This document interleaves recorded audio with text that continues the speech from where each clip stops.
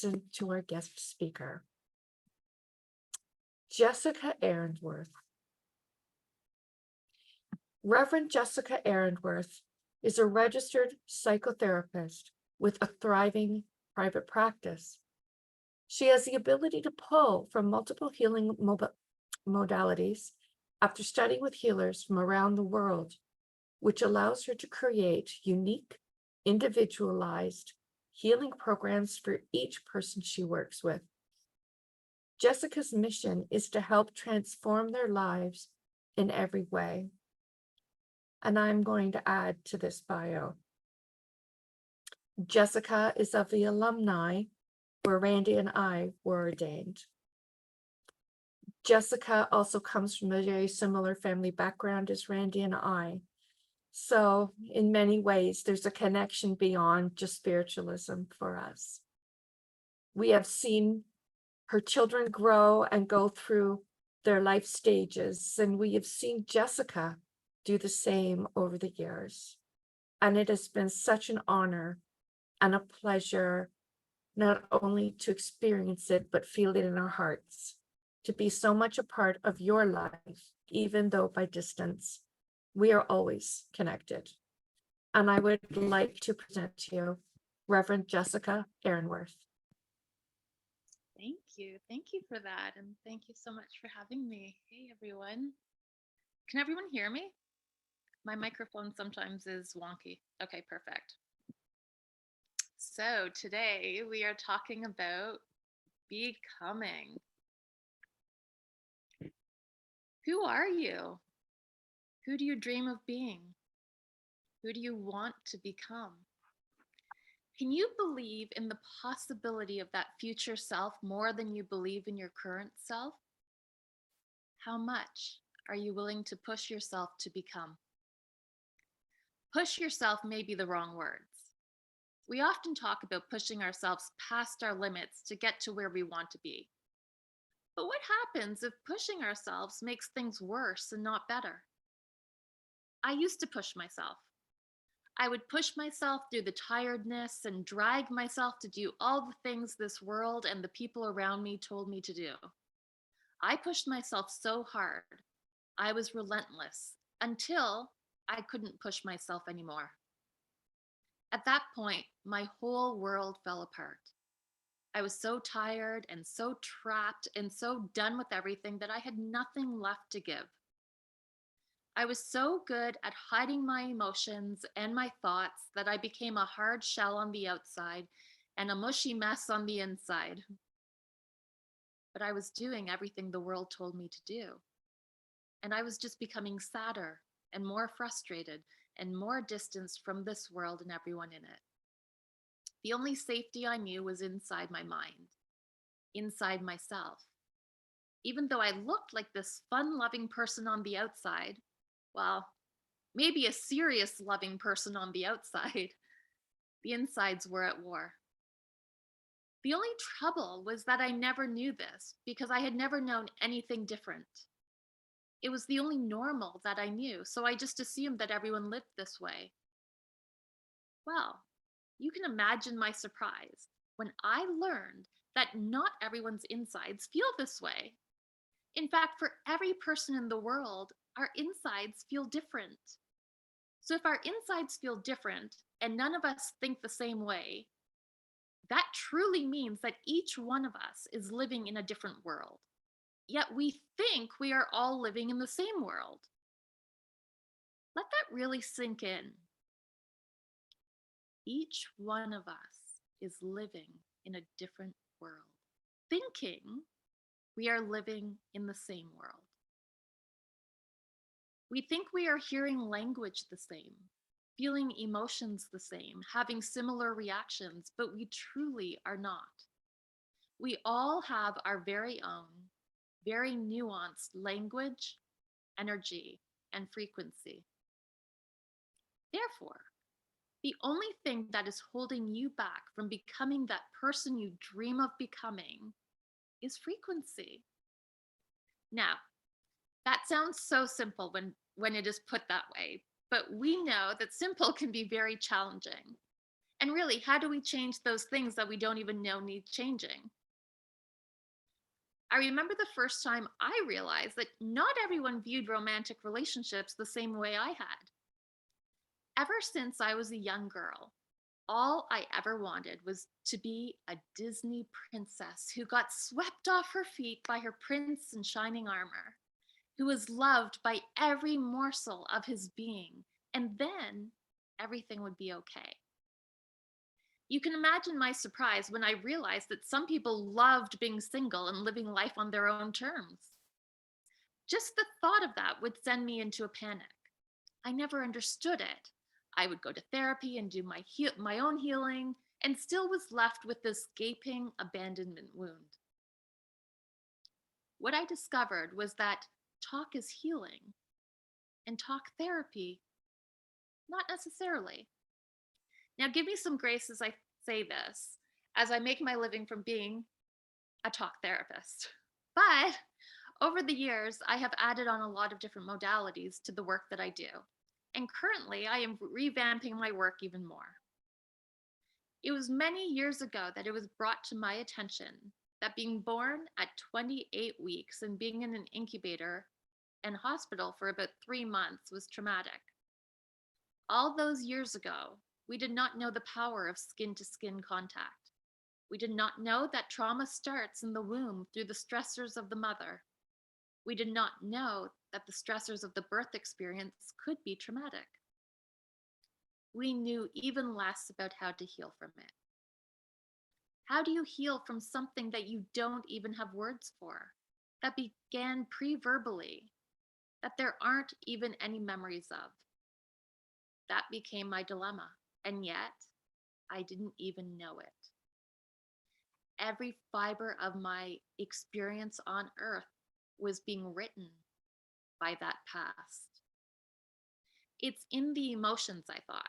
So, as a shy girl, I stepped on stage where I could safely embody emotions that didn't have to be my own. It was way less vulnerable that way. I could write songs and people could hear the words that I never had the guts to say out loud, but they became beautiful songs. It was way less vulnerable that way. And then the impact of what I didn't even know lay under the surface started affecting my life, my relationships. My dream of being swept off my feet and loved so wholly by someone else started to become my obsession. My marriage ended, and I started noticing repeated patterns in the people I would date. It actually became uncanny. I couldn't deny that the one common denominator was me. I went back to therapy. I went to energy healers, but nothing could touch the hole that was inside me. I talked and I shifted frequency, but nothing would ever stick, and I would continually fall back to old patterns. As I dove deeper into my own healing, I found more solace within myself.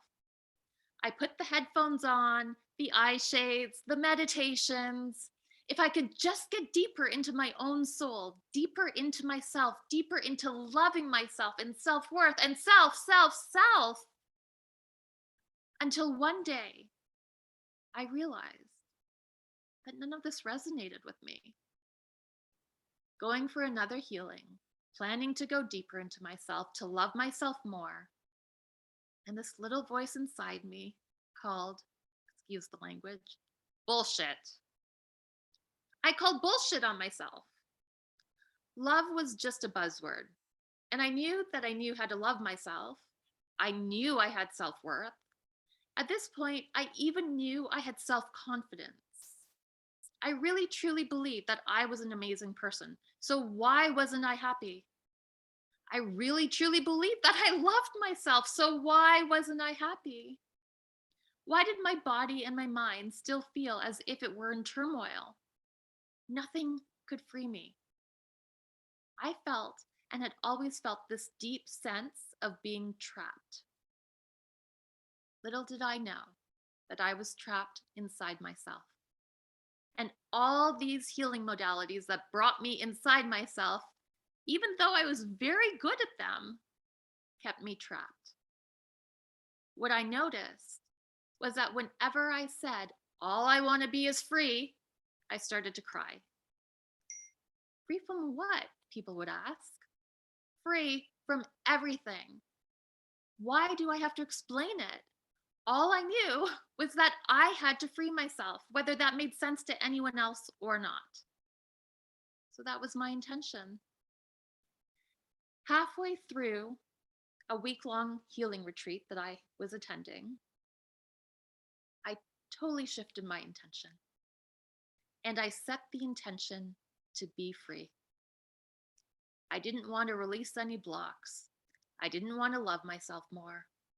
It was plain and simple. I wanted to experience freedom. My freedom. In this world that had only given me shackles.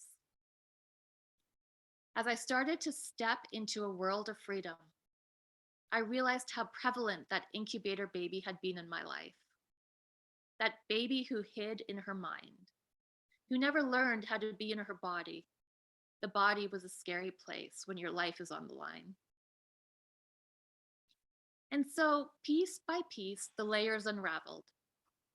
I learned how to let people into my healing process. I learned that it was so nice to need people in a world where I had tried never to have any needs at all. I learned that I didn't have to heal alone. I didn't have to be alone in my mind. I had been trapped all this time in my mind, and all of these healing modalities were helping me stay trapped until I let others join me in the process. It is not a lone adventure. We were hurt in relationship or lack thereof, and we heal in relationship and corrective experiences. I learned how to play. And when I learned how to play, I learned that I was really fun. As I spoke to my mom about this experience, she said, well, that makes perfect sense because as an incubator baby, the focus is on survival, not play. So we never really had the chance to play. It really amazed me as I realized that everyone around me knew how to play. I just had to look at their faces to see the playfulness in all of their features.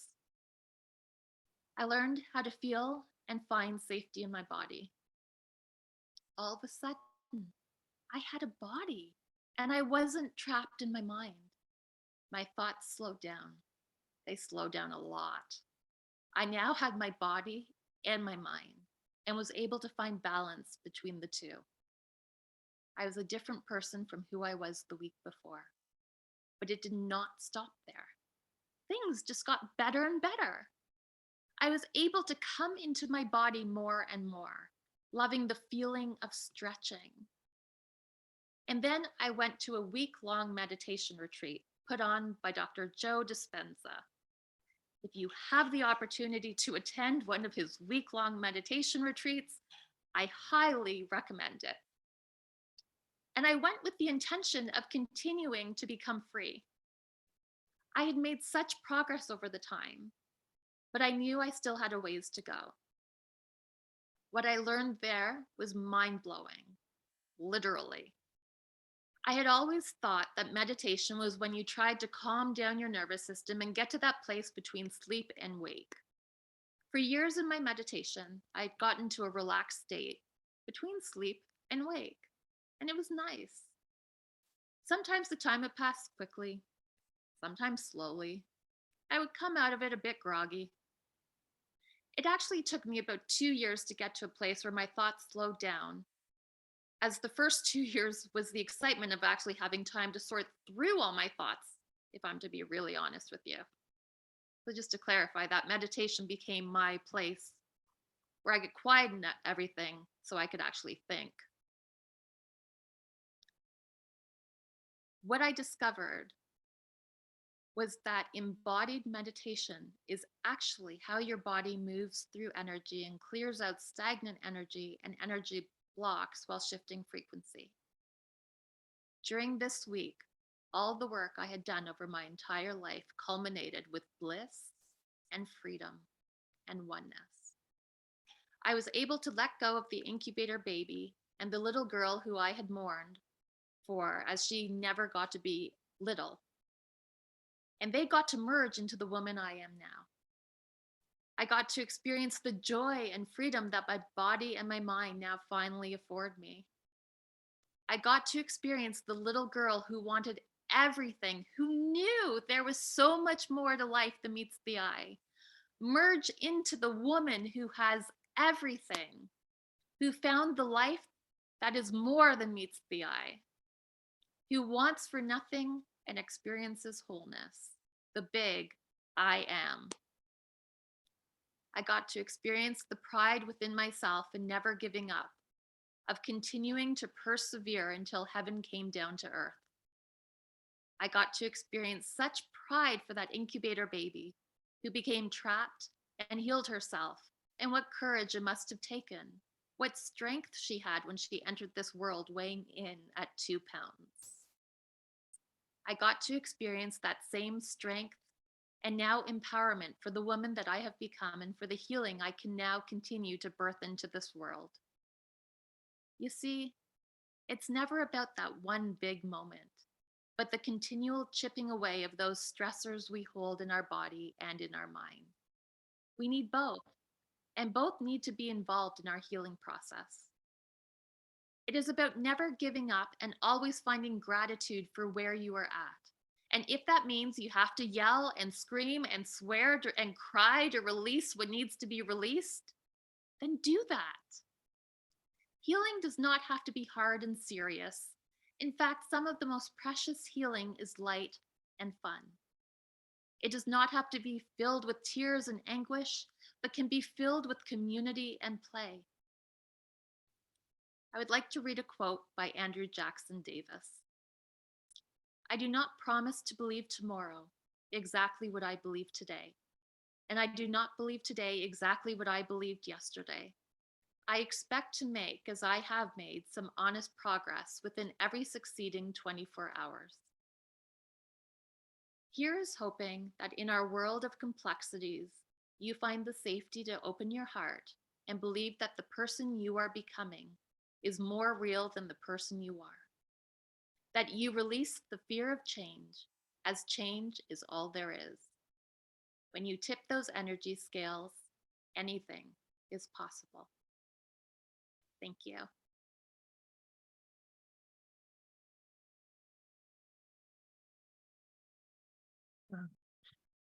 That was lovely, Jessica. It's very interesting you had this talk today because this is a journey I've been on for about 6 months now.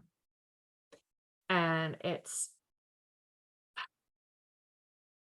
many of us, I think, either have been going through a similar, let's say, journey experience and not realizing, wait a minute, there might be a reason why these things are happening around me. And it's not happening to me, it's happening within me. It's very powerful.